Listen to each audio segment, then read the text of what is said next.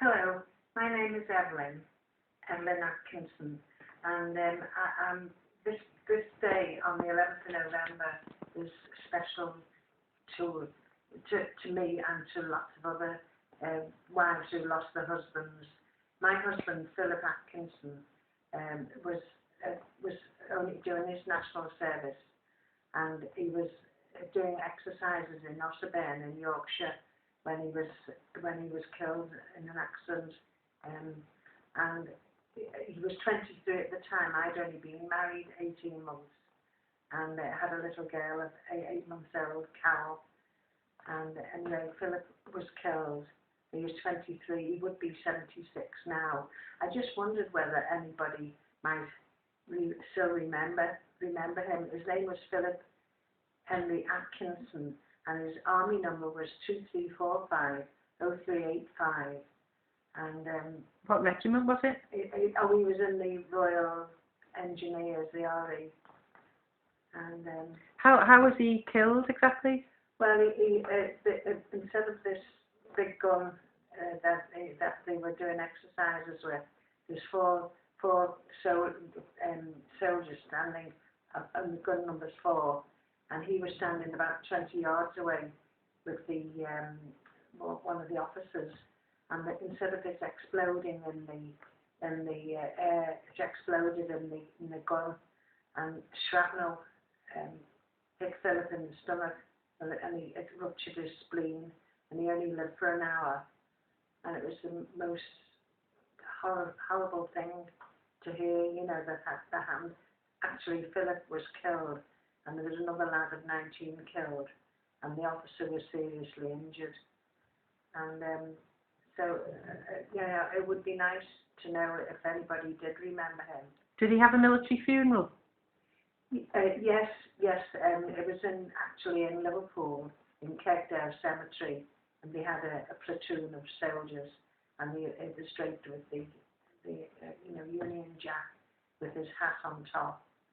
And but at the time, it was. I was left a widow, and with £4.11, that's all the pension was at the time. So it was pretty hard going at the time, but thankfully we came through it, and Carol has got children of her own now. And how did the army inform you about it?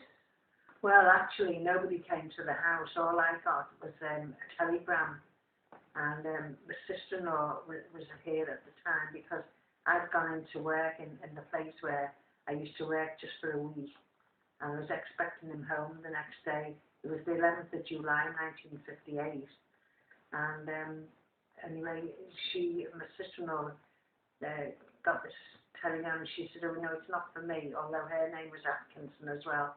Said, "No, it must be open." So she opened it and saw what it said. Just said, "This is to inform you that your husband, Gunner Philip Atkinson, was killed at 10 a.m. or whatever time it was that morning." And that was all that I had. Nobody came to the house to see me. It was so she ran around to Wharton Prison, where Phil's father was a prison officer there. But anyway, he was on holiday for a week, only at home. So she went to the house and informed them. And when I came home from work, the padre was there from Wharton Prison to tell me that that Phil was killed. So he rang me up to my mother, and my mother and my youngest brother was still in the house there. So that was sad. It was very sad, yeah.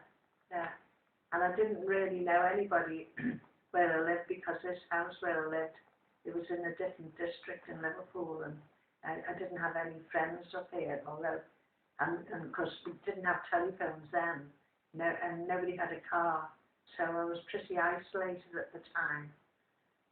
So there was just Carol and I, and I sort of we just used to wheel around in the pram, going for walks, and you know, things like that. So actually Phil's sister was very good to us at the time because her and her husband Ralph, they really, you know, helped and used to look after Carol. They loved Carol.